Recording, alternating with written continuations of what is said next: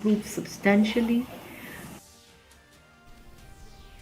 Minister in charge of Sport Shaklir Wajri said that the state government is not giving up on its plan to host the national games.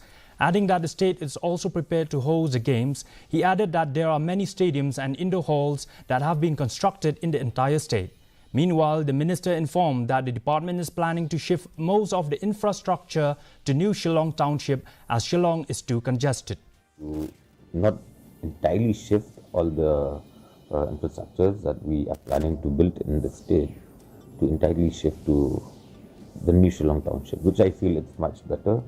It'll be much easier for all the athletes because traveling in Shillong, there's a lot of traffic, so it becomes a little difficult for all the players and athletes. So we have a plan in place to shift most of our coming up the structures that will come up in the New Shillong Township.